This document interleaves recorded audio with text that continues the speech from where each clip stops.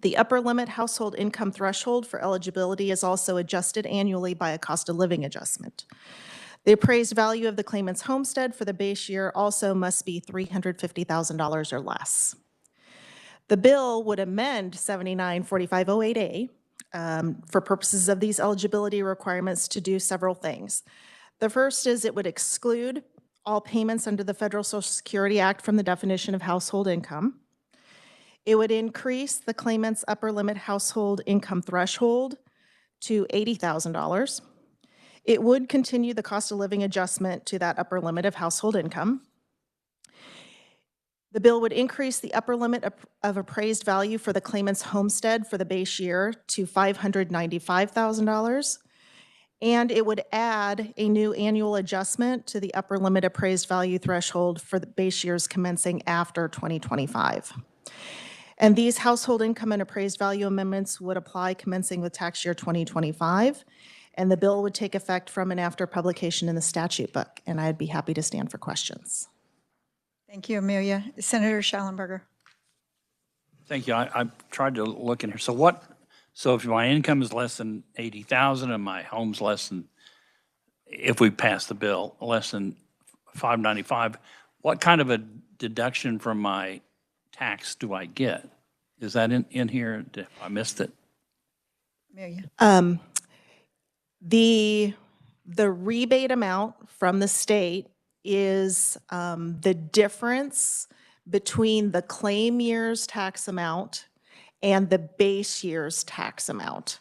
And so it would depend on the particular situation for the particular claimant and their base tax amount versus the claim year's tax amount. It's the difference. So if I may, it's a property tax freeze program that is a rebate program. So your base year is the base year, the first year you enter the program, and then the difference of, so if your property taxes go up, that is the rebate amount that you would receive. Thank you. Yeah. Committee, Senator Peck. Thank you, Madam Chairman. So an individual who currently doesn't qualify because their income exceeds 50,000, but would, if this is passed, qualify because we'll say they're earning 60,000. Would their base year still be 2021? If they were 65 or older in 2021? Madam Chair, based on the language of how base year is defined, I do not believe so. I believe they have to meet the requirements of the statute before they would obtain a base year. So they would have to first meet all of the requirements to establish a base year. So that solicits another question. If they qualify 1 year, but for some reason they have capital gains or something that exceeds the income, so they don't qualify that year, then is their base year the next time they qualify? And I know this is getting into the weeds, but... No, this is a great question, Senator, and this program is different than some of the others, but once you qualify, you are in this program. That's my understanding, but I would like to verify that, maybe with revenue. So they're behind you, Amelia. Kathleen, do you mind? Thank you. You are correct, Madam Chair. Kathleen Smith with the Department of Revenue. Once you're in the program, you are in the program.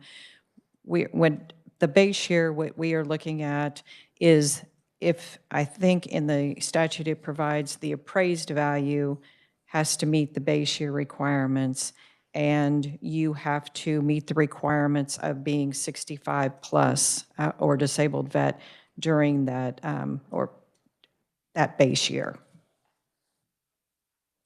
So if you turn 65 plus in 2020, your base year is 2021. Senator Peck, okay. Thank you. I have a question for our reviser. Thank you, Kathleen. So the valuation of the home adjusts according to the provisions, but the income does not adjust. The valuation of the home would creep up, but the income would be set at the 80,000. It doesn't have an inflation factor type. It does not. And, oh, go ahead, Amelia. Okay, so currently, in the current provisions of law, the household income upper limit does adjust based on a cost of living adjustment. That is in the current law. The appraised value of the home does not adjust. It is $350,000 or less for the base year. The proposed amendment here in this bill would continue that adjustment, cost of living adjustment on income, but it would add also an adjustment based on the statewide valuation of existing residential real property for the preceding 10 years. There would be an adjustment to that 595 going forward after 2025.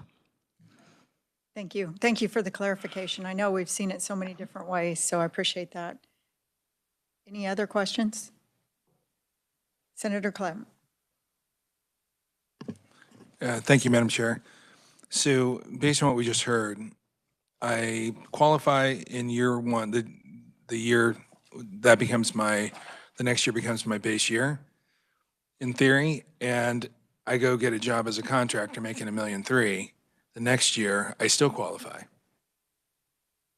because I'm opted in and we don't opt out. Kathleen is, I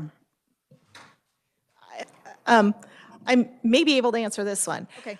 I think and Kathleen can tell me if I'm incorrect, but once you have a base year, that claimant has a base year unless something changes. But in order to be eligible for the actual refund, the claimant's household income has to meet the eligibility requirement for that particular tax year. So if your household income is $1 million, you may still have a base year out there, but you're not going to get a refund under the program. Oh, that's helpful. Thank you. Any other questions? And this is an existing program. This is expansion of an existing program. Okay. Thank you, Amelia, very much. Committee, we do not have any oral proponents. We have written testimony from Glenda Du Bois, Mike Kelly, Penny Lowell, and Mark Toom. Senator Corson. Thank you, Madam Chair, and thank you so much for having this hearing. I think this is a great program, and this is a way to hopefully bring more people into what I think is structurally a very strong program. If you see in the written testimony from Ms. Lovell, who's a constituent, she raised an issue that I frankly wish that I would have thought of earlier, and that is we really have 3 programs that help seniors with property taxes. We've got this, what I'll call the property tax freeze rebate program. We've got the homestead property tax program, and then Safe Senior.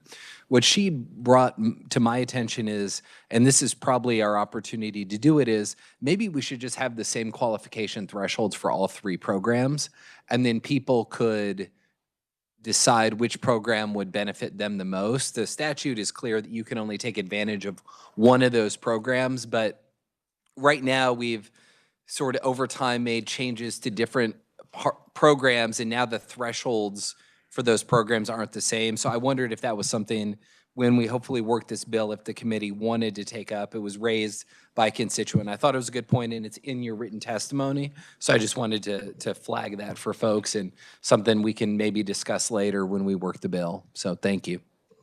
Thank you, Senator Corson. And your constituent actually called me this morning. I was on the phone with her. We have talked about that in the past, and I'll request fiscal notes on some of these changes. We'll get with Eddie and get the numbers to revenue so that when we do look at this to work it, we'll have an idea of what we're looking at, committee. So thank you, Senator Corson. Any other comments on the bill? Is there anybody that'd like to testify as a proponent? Seeing none? Oh, I'm sorry, Mike Kelly. You have written testimony that you... Yes, thank you, Madam Chairman. Yes, I refer the committee to that. I'm with Military Officers Association of America, Kansas Council of Chapters. We advocate for the entire military community, and of course that includes veterans. I'd like to call the committee's attention to the term in the statute that's disabled veterans. There's two categories of disabled veterans. Ones that were disabled from their military service, those are called service-connected. And then people that left the military and became disabled from some cause thereafter not connected to the military. They're both disabled veterans. The statute calls for disability compensation to be excluded from the household income calculation. That's payable under Title 38 Code of Federal Regulations, I want to say it right, 3.4. That's currently excluded. That is the payment to service-connected disabled veterans. We have other disabled veterans. If they get a payment from the VA, it's under Title 38, Section 3.3. And that's not disability compensation, that's called a veteran's pension. And there's different eligibility rules for that, including you have to have served during a period of war to get a veteran's pension, but your disability doesn't have to come from your military service. I would urge the committee to consider 38 CFR 3.3 payments, and then survivors get a payment called dependency and indemnity compensation, which is under 38 CFR 3.5. I'd urge all three of those parts of the Title 38 CFR to be excluded from household income, 3.4, 3.3, 3.4, and 3.5. Madam Chair, I stand for any questions. Thank you. Thank you. Committee, any questions? Senator Ware. Thank you so much, Madam Chair. Yeah, I would, on this, if we can get fiscal impact on these as well, because, boy, I like all of these. Thank you, Senator. We'll make that request also. Committee, any other questions? Mr. Kelly, thank you so much for your service. I would have been extremely disappointed if you would not have come up and testified. And you know the history. So this is legislation that we can actually have done for our veterans and can continue to do, and we will continue to work for them and our seniors. Thank you for giving me the platform to talk to the committee. Thank you. Thank you. Are there any opponents? Seeing none, there's no written, any neutral? Seeing none, we'll close the hearing on Senate Bill 215. Committee, we have two confirmation hearings today. I'd like to welcome Kristen Wheeler, the chairman of the Board of Tax Appeals. Welcome to the Tax Committee for this year. She's been here several times before.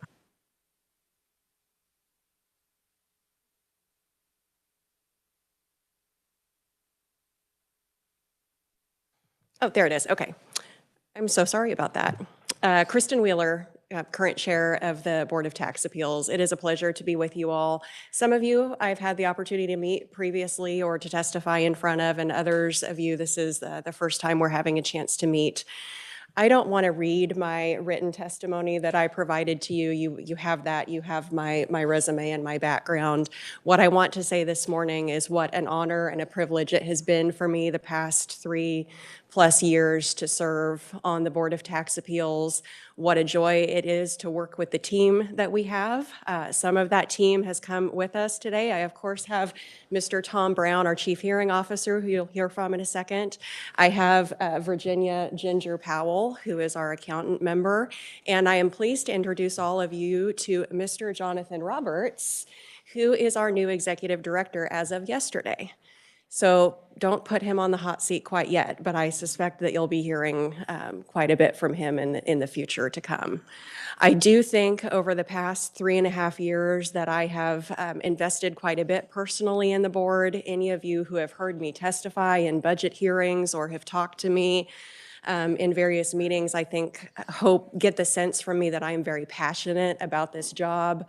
I believe in the agency. I believe in the important work that we do, and I have made it my personal mission to continue to improve our processes while always being true to our mission of giving all of the taxpayers who appear in front of us a full and fair hearing and having them feel that we have heard and considered their case and that we have fairly applied the law to the facts of those cases.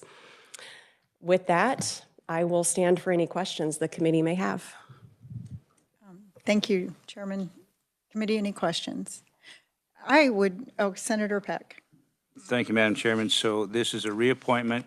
When does your current appointment expire? My current appointment expired on January 15th of this year, so I am still serving pursuant to the provision of statute that allows any member to continue to serve when no other successor has been appointed.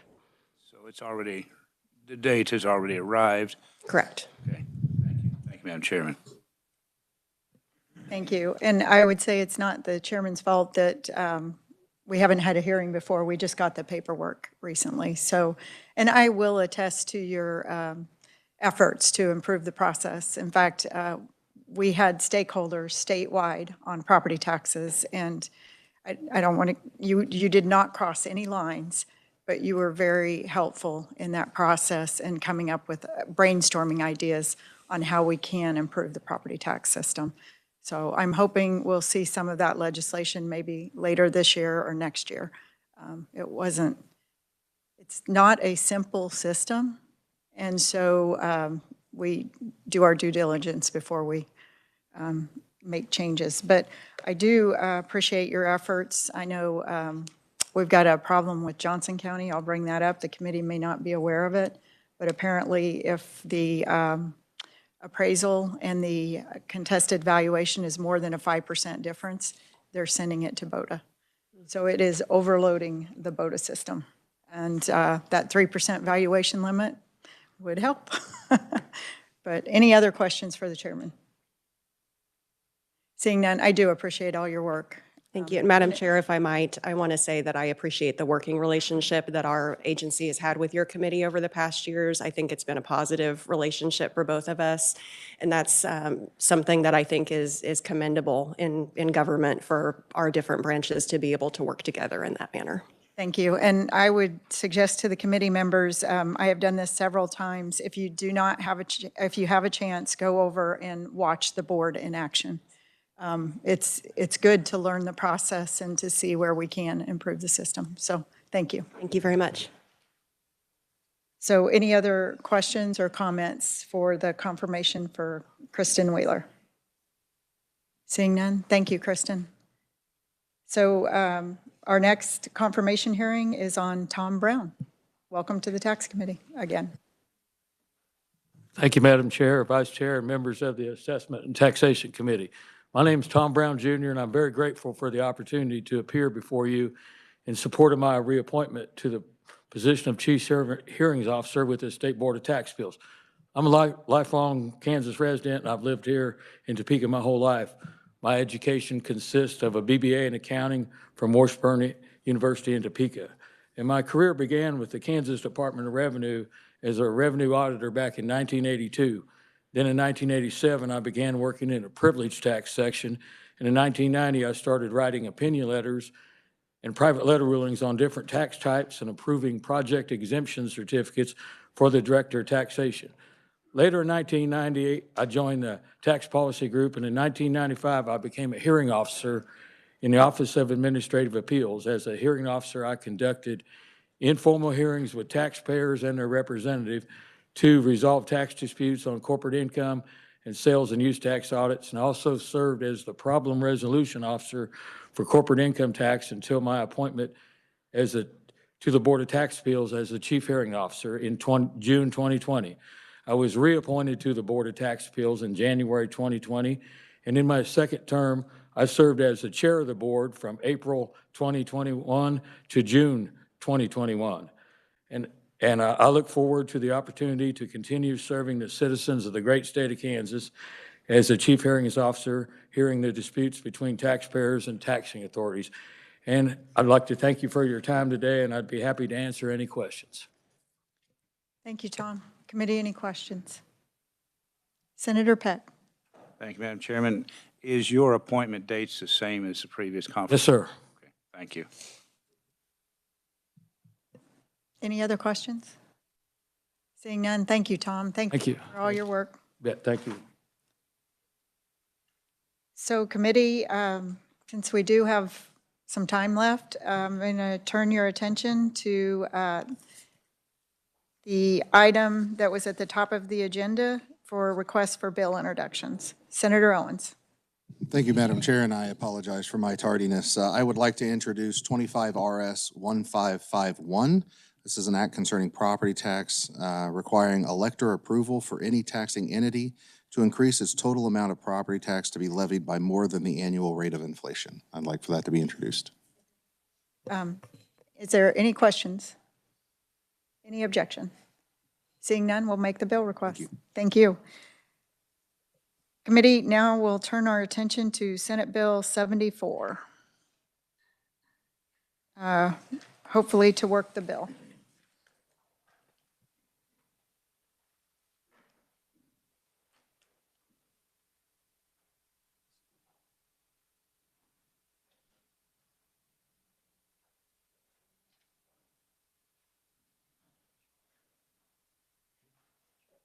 Amelia, do you mind giving us an overview? Madam Chair, Senate Bill number 74 would provide a refundable income tax credit for expenditures for lockable gun and ammunition storage for tax years 2025 through 2027.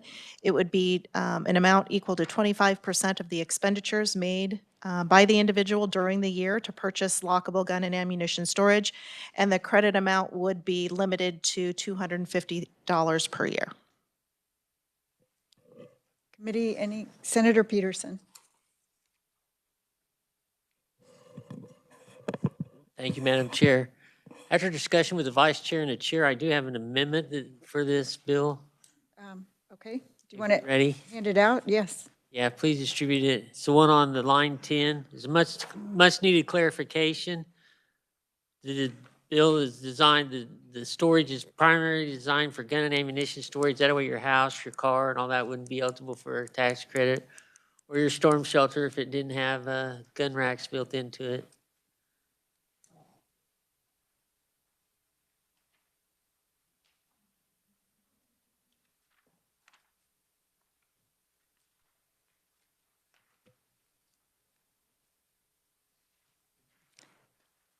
It's pretty straightforward, Senator. Do you want to move on your motion? Madam Chair, I move we move this amendment. Is there a second? It's been moved by Senator Peterson, seconded by Senator Peck. Discussion on the motion. Senator Peck. Thank you, Madam Chairman. I just want to say briefly, I appreciate Senator Peterson bringing this amendment because I did have concern that there are places where weapons are stored that their primary use may not be gun and ammunition storage. For example, at my house, I store weapons and ammunition there, and I just thought, well, I could use this program to get some money back on my taxes, but it's used for other things besides storing guns and ammunition. So I appreciate the amendment. Thank you. Thank you, Senator. Any other discussion? Seeing none, all those in favor say aye. Aye. All those opposed, nay. Motion carries. We're back on the bill. I do have Senator Corson.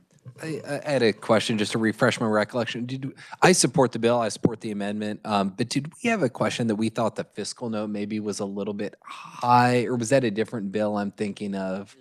It was this bill. It was this one, okay. Could somebody restate kind of what that issue was? Since the hearing, that fiscal note was actually revised. At the time of the hearing, I think it was approximately 17 million, and it is now anticipated to be 1.7 million in FY26, 1.8 million in 27, and 1.9 million in 28. Even more reason to support the bill. Thank you, Madam Chair. So we're going to bring the fiscal note down a little. I do have a conceptual amendment, and I appreciate the good senator's work on this bill, but I just can't in good faith not have discussion on the refundability portion of the bill. That's one thing. When I first was elected, there were 17 refundable programs. We had that down to 9 a couple years ago, and now everybody keeps putting refundable programs back in. So I'm going to move on the bill that we strike refundable and put carry forward. Okay. Is there a second on the motion? It's been moved by Senator Tyson, seconded by Senator Peck. Discussion on the motion. Senator Peterson.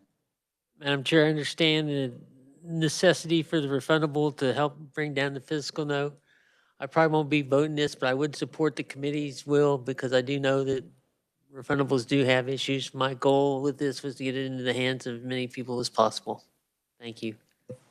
Thank you, Senator, and we do appreciate your work on this. It's good policy. So any other discussion on the motion? Seeing none, all those in favor say aye. All those opposed, nay. Nay. Motion carries. We're back on the bill. What are your wishes on the bill? Senator Peterson. Madam Chair, I move that when the committee pass out Senate Bill 74 as amended, favorable for passage. Is there a second on the motion? It's been moved by Senator Peterson, seconded by Senator Owens. Discussion on the motion. Seeing none, all those in favor say aye. Aye. All those opposed, nay. Motion carries. Committee, will you turn your attention now to Senate Bill 210?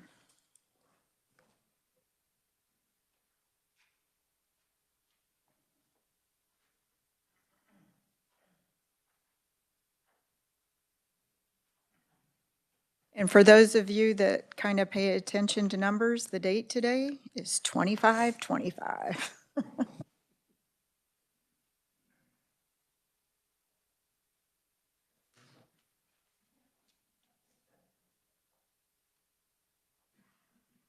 Thank you, Amelia. Madam Chair, Senate Bill number 210 would provide a sales tax exemption for certain purchases and sales by the Johnson County Christmas Bureau Association for the purpose of providing food, clothing, cleaning supplies, personal care items, and other necessities of life to those in need. Committee, what are your wishes on the bill?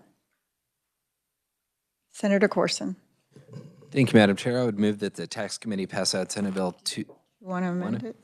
Um, If you don't, that's fine.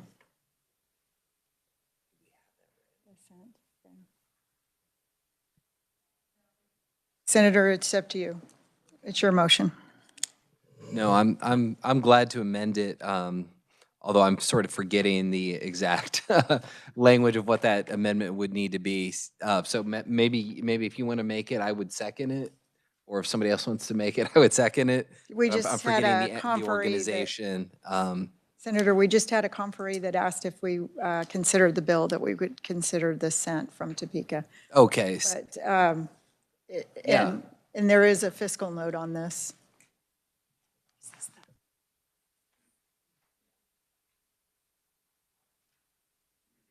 There is a written amendment that is available. And it's up to the will of the committee what we do on this.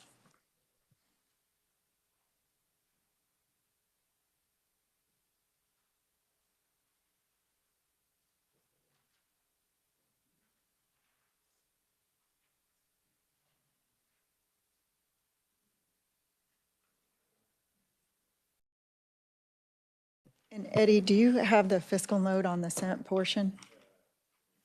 Okay.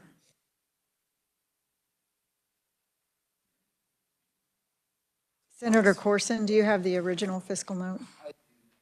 Sorry, thank you, Madam Chair. I do, Madam Chair. The original fiscal note for this bill was 17,000 in FY 2026 and also 17,000 in FY 2027. Senator, is there a sunset on the bill? There is not a sunset on the base bill.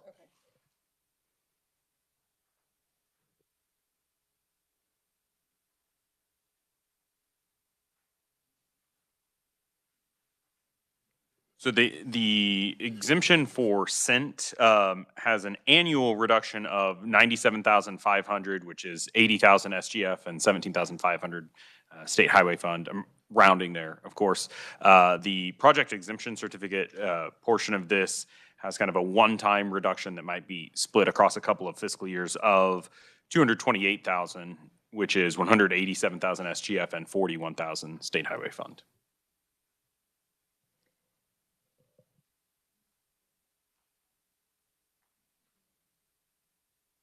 So committee, what are your wishes on the bill?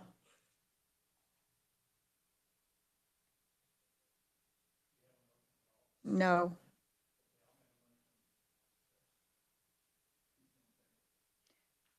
It's been moved by Senator Schallenberger. Is there a second on the motion? It's been moved by Senator Schallenberger, seconded by Senator Peterson to pass out Senate Bill 210 favorably. Discussion on the motion. Seeing none, all those in favor say aye. Aye. All those opposed, nay. Motion carries. Well, committee, Senate Bill 25 is the next one. I don't know where, we'll take another look at it since we have time. And I'll give you a heads up we will be working legislation throughout the week. And next week, we will be meeting Monday, and we might as well call it the income tax week. And hopefully we can cue Senator Owen's bill up too. So income and property tax next week.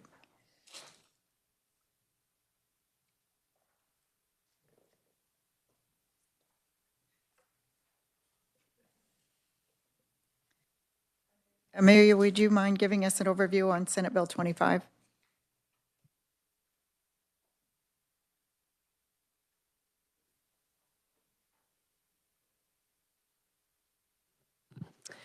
Madam Chair, Senate Bill number 25 relates to property and casualty insurance and taxation. The bill would enact the Insurance Savings Account Act to allow individuals and corporations to establish insurance savings accounts and and the bill would provide for accompanying addition and subtraction modifications under the Kansas Income Tax Act. The bill would enact the act to allow individuals and corporations to establish insurance savings accounts with certain financial institutions on and after January 1st of 2026. The maximum contribution to an account in any tax year would be $6,000 for an individual, $12,000 for a married couple filing a joint return, and $25,000 for a corporation. If a limit is exceeded, then the interest or other income earned on the excess investment would be subject to income tax. And the monies in the insurance savings account may be used for eligible expenses, transferred to another newly created account, invested in CDs, and used to pay service fees associated with the financial institution. Any questions? Seeing none, Eddie, would you remind us of the fiscal note?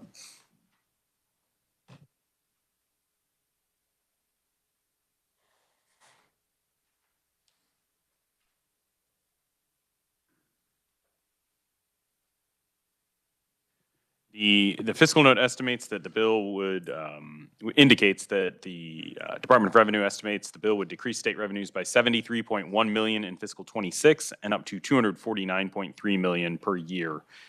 Thereafter, it does note that if there was a 10% utilization rate of the accounts and an effective tax rate of 3.5%, that would be, I believe, $29.9 million per year.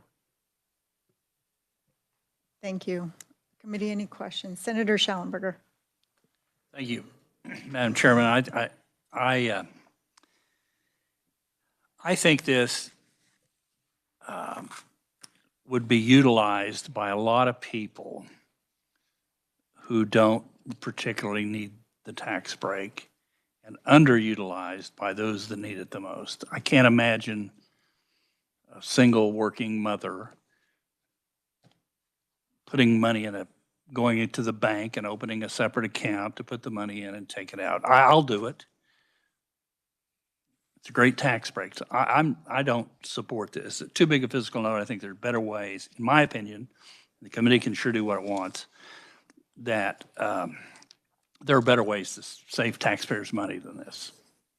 Thank you. Thank you, Senator. Any other comments? Seeing none, committee, I think I can take the temperature pretty well. Senator Peck. Thank you, Madam Chairman. I appreciate the comments from the senator from Cherokee. I'm going to ask a question. I don't know if it's constitutional if we were to means test this. In other words, if your income was under a certain level, then you could establish these accounts versus if you, because I agree, lower income are going to have more of a challenge setting money aside, and they're the ones that most need to set money aside. So I don't know if it would be possible to establish a max income that would address the concern of the senator as well as mine, because I thought, yeah, I thought the same thing. So I guess I will ask that question if we can do something like that, and then if we do, we can determine what it might be. So thank you, Senator. That's an idea. I think what we'll do then, committee, is after we have the income tax hearings, it'll give us more of an idea where we're at, and we can reconsider and look at a means testing at that point. Would that be acceptable to the committee? Okay, great. Committee, I guess we do have a little bit of time. I usually hold over. Would anybody have any problem if we work the confirmation hearings today? Any objection? Seeing none, I usually do let it lay over for a night, but if there's no objection, we'll go ahead and we do have a specific motion that needs to be made. So just a second. I'm sorry, Amelia, I'm taking advantage of every little amount of time that we have.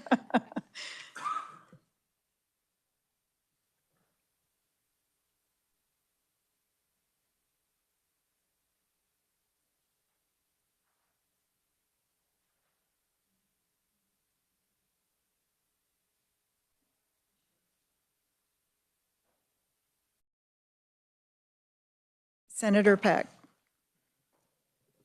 Thank you, Madam Chairman. I believe you're ready for a motion, so I would move that the Committee on Assessment and Taxation recommend that the Senate approve and consent to the appointment by the governor of Kristen Wheeler as a member of the State Board of Tax Appeals pursuant to KSA 74-2433 to fill a term expiring January 15, 2029. You've heard the motion. It's been moved by Senator Peck, seconded by Senator Peterson. Discussion on the motion. Seeing none, all those in favor say aye. Aye. All those opposed, nay. Motion carries. Congratulations. That's the first step. Sorry. There's a bigger step, but Senator Peck. Thank you, Madam Chairman. I move that the Senate Committee on Assessment and Taxation recommend that the Senate approve and consent to the appointment by the governor of Thomas Brown as Chief Hearing Officer of the State Board of Tax Appeals pursuant to KSA 74-2433 to fill a term expiring January 15, 2029. You've heard the motion. Is there a second on the motion? It's been moved by Senator Peck, seconded by Senator Ware. Discussion on the motion. Seeing none, all those in favor say aye. Aye. All those opposed, nay. Motion carries. Congratulations. Thank you. Committee, that's all the work we have for today. Again, do plan on meeting next Monday. We do have a pretty good schedule this week, but it won't be anything like next week. So is there any other business to be brought before the committee? Seeing none, we're adjourned.